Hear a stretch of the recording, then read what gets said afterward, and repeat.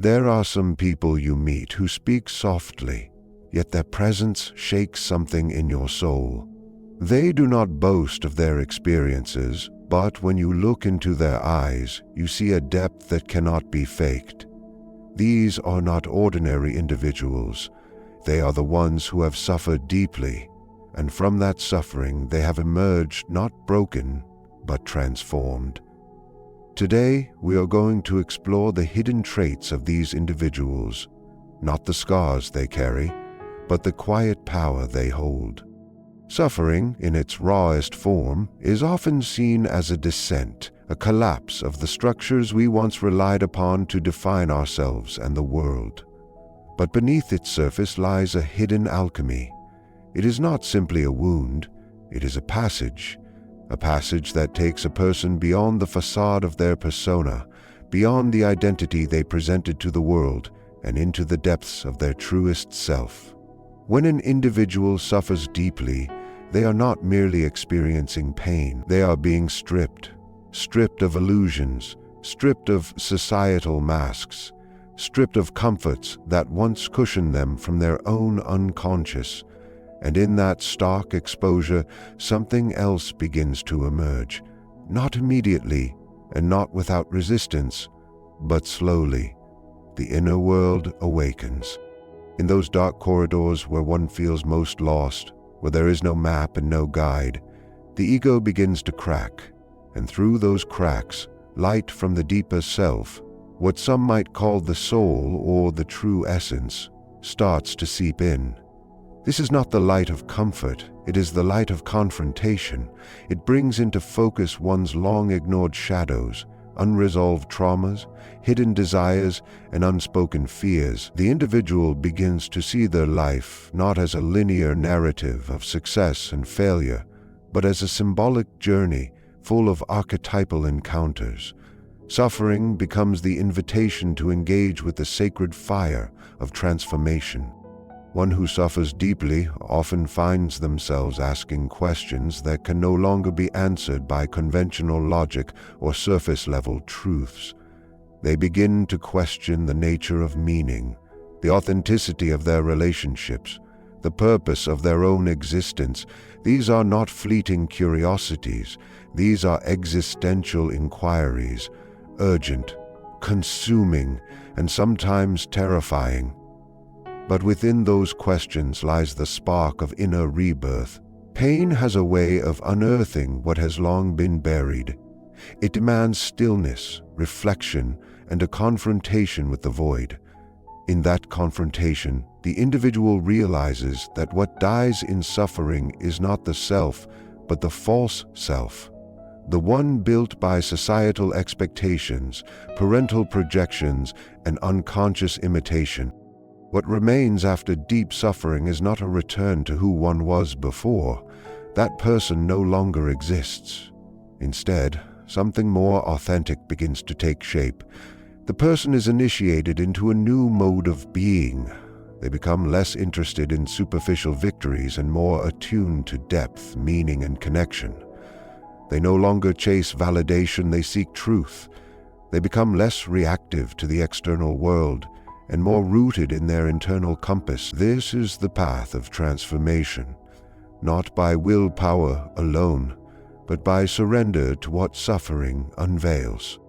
And while suffering may isolate, it paradoxically unites the individual with the collective human experience. They begin to see others not through the lens of judgment, but through shared humanity. The walls between me and them begin to dissolve. In suffering, one begins to understand love, not the romantic ideal, but the deep, sacred compassion that sees and embraces the full spectrum of another's being. It is through suffering that one truly learns how to love, how to forgive, how to listen, not just to others, but to the inner voice that had long been silenced. Transformation through suffering is not a metaphor. It is an inner reality for those who have walked through the fire and emerged not untouched, but reborn. The second keynote, the shadow integration, refers to the profound psychological process that occurs when individuals who have suffered deeply come face to face with parts of themselves they had long disowned, suppressed, or denied. These are not mere personality quirks or flaws. They are aspects of the psyche that society, upbringing, and personal fear have pushed into the unconscious. These hidden parts do not disappear simply because they are ignored.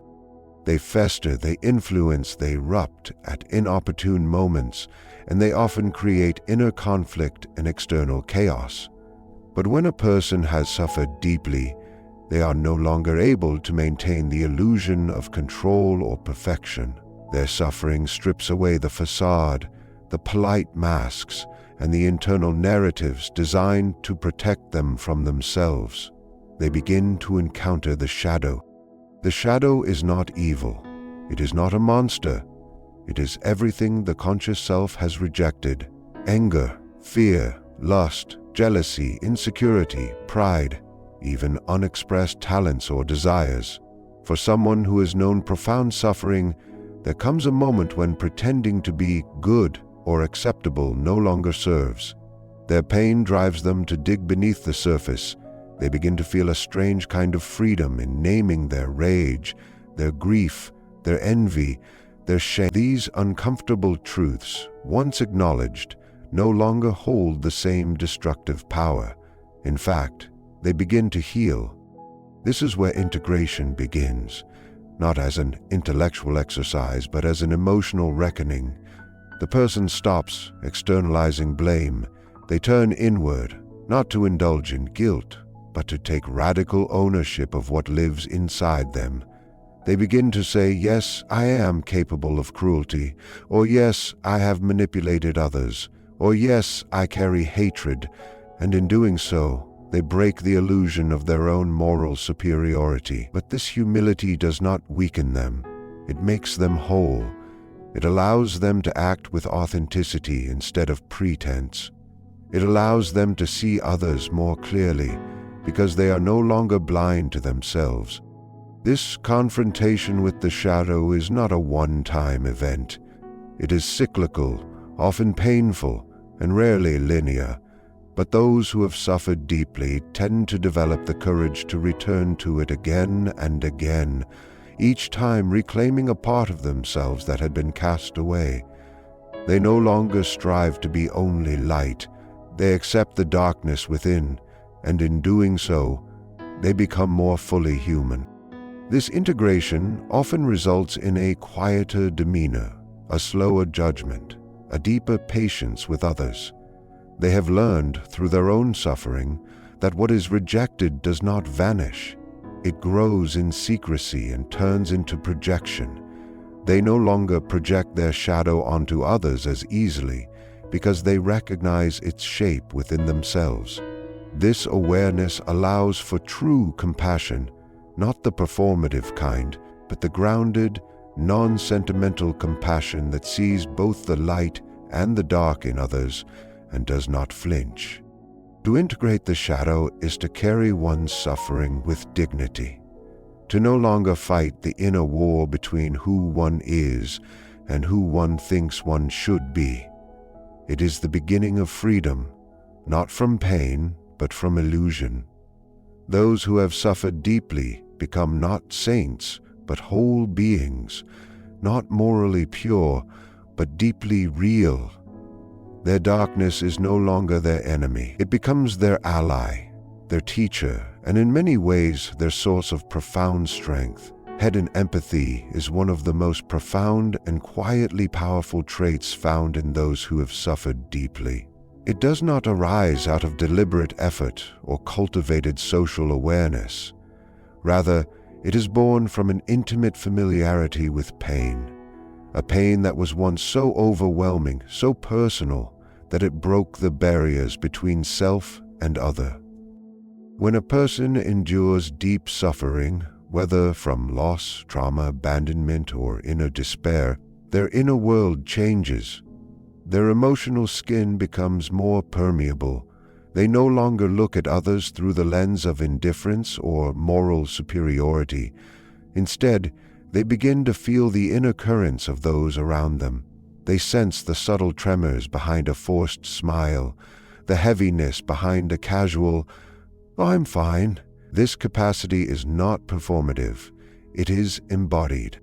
Having suffered, they no longer fear the suffering of others. Most people instinctively turn away from pain, not out of cruelty, but because it makes them uncomfortable, powerless, or unsure of how to respond. But those who have lived with pain do not flinch when they see it mirrored in another. They recognize the look in someone's eyes, the hesitation in their voice, the quiet collapse behind their posture. They know the terrain intimately. It's as though they have learned the language of silence, the dialect of despair. And because of this, they are able to hold space for others in a way that feels incredibly rare and deeply safe. This heightened empathy is not always soft. It is not rooted in naivety or emotional fragility. Rather, it carries a kind of grounded tenderness, like the gentleness of someone who knows exactly how badly a wound can hurt and therefore treats it with profound respect. Their empathy is informed by lived experience, not abstract ideals. They have sat in their own darkness long enough to understand that what most people need is not advice, not solutions, but presence. They do not rush to fix or explain. They listen, they see, and they do so without judgment. In some cases, this empathy can become overwhelming. The emotional boundaries of those who have suffered deeply can blur, making it hard for them to separate their own pain from that of others. They might carry emotional burdens that don't belong to them, simply because they cannot bear to see others suffer. They are the ones who stay up all night worrying about a friend's silence, who cry at the suffering of strangers, who notice small injustices that others overlook. This sensitivity can be both a gift and a burden. But over time, many of these individuals learn to balance their empathy with discernment. They understand that compassion does not require self-sacrifice. It requires presence, honesty, and the ability to hold pain without being consumed by it. The empathy of those who have suffered deeply also brings a kind of moral humility. They know that suffering does not always make people noble or good. It can make people bitter, cruel, or closed. But they do not judge these reactions. They understand them. They have likely seen those tendencies in themselves at some point. This awareness allows them to extend grace even when others behave in ways that are difficult or unlovable. Their empathy is not conditional. It is not offered only to the polite, the kind, or the grateful. It is extended to the broken, the messy, the difficult, because they know these faces intimately. In a world where emotional numbing is often rewarded and vulnerability is seen as weakness, the empathic depth of someone who has suffered is a quiet rebellion. It is a commitment to remain open despite the pain, a vow to never let the heart fully close. They are the ones who remind others by their mere presence that it is still possible to feel deeply, to connect honestly, and to care without needing anything in return. Those who have suffered deeply often move through the world with a curious paradox. They appear detached from its noise and distractions, yet are profoundly present in the moments that truly matter. This detachment is not born of arrogance or coldness.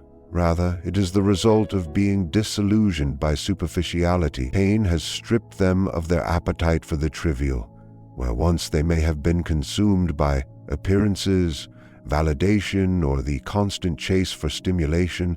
Suffering has taught them that none of it brings lasting fulfillment. It is not that they reject the world, they simply no longer get lost in it.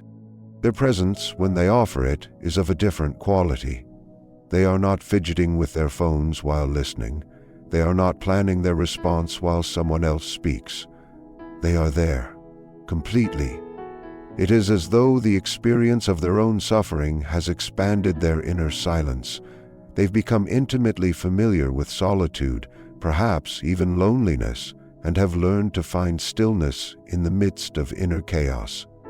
This stillness becomes a kind of foundation they carry with them. They are not easily pulled by the currents of gossip, drama, or status games. The things that once seemed important now appear small. Their attention is saved for what resonates at a deeper level. This detachment can sometimes be mistaken for aloofness. People may interpret their calm as indifference, their solitude as isolation. But in truth, this distance is a form of clarity. When a person has endured real pain, when they have lost, broken down, and rebuilt themselves, they no longer chase the same things. They begin to value quality over quantity, truth over charm, presence over performance. Their detachment is not a wall, it is a filter. It protects their time and energy from being consumed by things that do not feed the soul. When they connect with someone or something meaningful, they do so with a rare depth. They are not distracted. They are not playing roles. Their focus is undivided, their attention whole. This ability to be fully present arises because they have spent long periods alone with their thoughts, emotions, and wounds. They know what it is to be unheard, unseen, misunderstood. As a result, when they give someone their presence, it is sacred. It comes not from social obligation, but from genuine resonance. They may not speak often, but when they do, their words carry weight. Their silence is not emptiness. It is full of observation, contemplation, and care. Their detachment also gives them the ability to withstand chaos without being swallowed by it. Where others may panic, they stay rooted. Where others seek constant noise to drown out their thoughts, they are comfortable and quiet. This makes them incredibly grounded. They do not need to dominate conversations, control outcomes, or seek constant affirmation. They have faced the void within themselves and emerge with a kind of internal gravity. Their presence feels calming to others, even if no words are exchanged. There is a serenity about them that cannot be faked. This duality of being emotionally detached from the superficial yet deeply present in the meaningful makes them unique. They do not belong fully to the external world, nor are they entirely withdrawn from it. Instead, they navigate it with quiet intention. They choose their engagements carefully. They speak when it matters. They listen with the whole of their being. Their presence is a quiet force that asks nothing, yet offers much. And behind that presence is the story of someone who has suffered, survived, and come to understand what truly deserves their attention. Quiet strength and inner resilience are defining characteristics of those who have endured profound suffering. Unlike the loud, outward displays of toughness that often pass for strength in the modern world, this kind of resilience does not seek recognition. It doesn't shout, doesn't demand, and doesn't need validation. It is the kind of strength that has been forged in silence, shaped by nights when no one was watching, during moments when giving up felt easier, yet something deeper refused to let go. This strength lives not in grand gestures, but in the ability to keep showing up, to keep breathing, to keep living even when the weight of life has become unbearable. People who have suffered deeply have often encountered the breaking point more than once. They have known what it means to fall apart, to lose everything that made sense, to cry without reason, and to question their very existence. But they have also learned something crucial in those moments of collapse, that survival is not about never breaking. It's about finding the will to rebuild, and so their resilience is not based on avoidance of pain, but on their capacity to hold pain, to carry it, to walk with it until it transforms. This kind of strength does not come from denial, it comes from acceptance. They have faced the full range of their emotions, rage, despair, helplessness, grief, and still chosen to live. This inner strength is quiet because it no longer needs to prove itself. The individual is not driven by ego or comparison. They are not trying to outshine anyone or impress the world. Their battles have been internal and their victories invisible. They do not need others to understand what they've been through. In fact, they often expect that few will. Their calmness, their ability to remain composed under pressure, comes from having already faced worse. The things that unsettle others do not disturb them in the same way. They've weathered storms that taught them to remain centered, even when the world seems to be falling apart. This quiet resilience often shows in subtle ways. It's the person who listens more than they speak, who doesn't panic when plans change, who can sit with uncertainty without rushing for answers. It's the one who offers strength to others, not by solving their problems, but by being a steady presence beside them. Because they know from experience that some wounds cannot be fixed, only witnessed. They become pillars for others not because they are invincible, but because they have learned how to bend without breaking. And in that flexibility lies their power. Their strength also lies in their patience. They do not demand that healing or growth happen quickly. They understand that true transformation takes time, and they honor the slow, often painful unfolding of life. They are not deceived by the appearance of progress or failure. They have learned to trust the process, even when it is dark and uncertain. This patience, born from suffering, allows them to endure what others might flee from. They can stay present in difficult conversations, navigate loss with grace, and hold hope, even when all evidence points to despair. Theirs is the strength of endurance, of depth, of knowing what it means to begin again after everything has fallen apart. It is not glamorous, and it often goes unacknowledged, but it is real, it is reliable, and it radiates a quiet dignity that inspires trust. In a world that often equates power with noise, they embody a different kind of authority, one that comes from knowing themselves, from having walked through fire, and from carrying that fire inside them, not as a weapon, but as a source of light. A profound connection to meaning is often one of the most defining traits of individuals who have endured deep suffering. When life has brought a person to their knees, through grief, loss, betrayal, illness, or despair, what once seemed important can fall away entirely. The superficial goals and pleasures that once gave them direction often lose their appeal. They begin to ask deeper questions. Why am I here? What is this suffering for? What does it mean to continue living? These questions do not come from intellectual curiosity.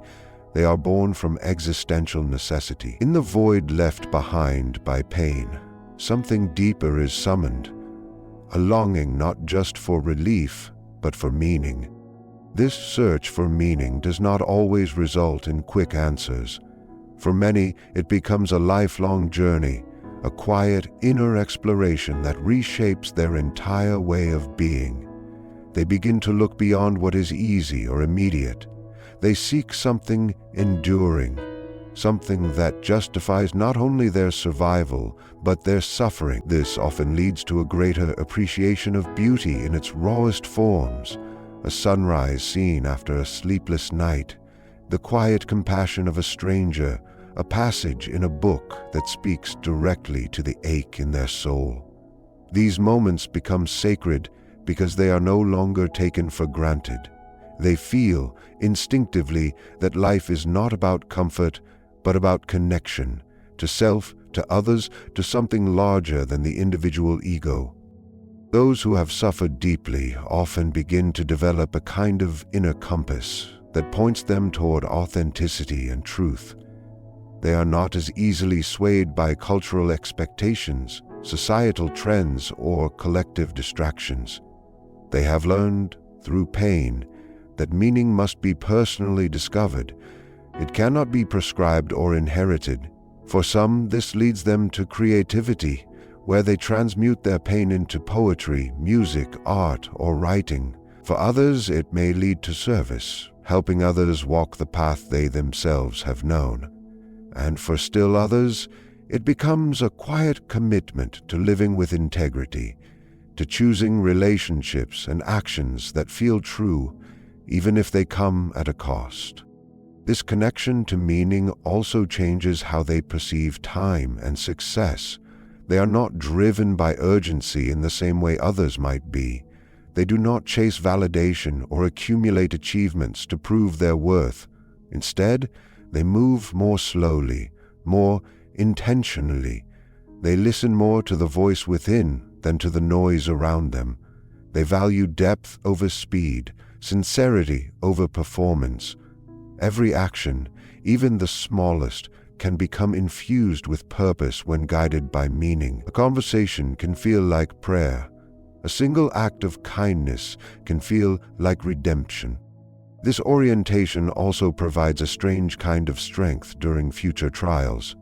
Because they have found meaning once before in their darkest hour, they are not as terrified of the dark returning. They know that meaning can emerge from even the most chaotic or painful experiences, not immediately and not without cost, but eventually. This faith, this quiet knowing, becomes an anchor. It allows them to sit with discomfort, to endure uncertainty, to remain open to life even when it wounds them again. Their connection to meaning is not rooted in optimism, but in a kind of spiritual realism. Life is hard, suffering is real, but within that suffering lies the potential for awakening. They do not preach this truth. They live it, often without words. They become reminders to others that life, even at its worst, is not without purpose. They embody a wisdom that says meaning is not found by escaping suffering, but by entering it fully, by letting it break the false and reveal the true. And in this revelation, a kind of sacred clarity arises, one that does not fade with time, because it was born not in ease, but in fire. Suffering has a way of stripping away the unnecessary, of peeling back the layers until only the truth remains. Those who have suffered deeply are not defined by their pain, but by what they've become because of it. They walk this world with quiet strength, piercing empathy, a profound connection to meaning, and an unshakable resilience that no storm can dissolve. They are often misunderstood, even overlooked, because their greatness is not loud, it is inward, sacred, and deeply human. In them, we see the reflection of our own potential to endure, to awaken, and to rise not in spite of the suffering, but because of it. These 13 traits are not just signs of survival. They are the evidence of inner evolution. And, in honoring these souls, we are reminded of something timeless, that even in the darkest night, the soul can still bloom,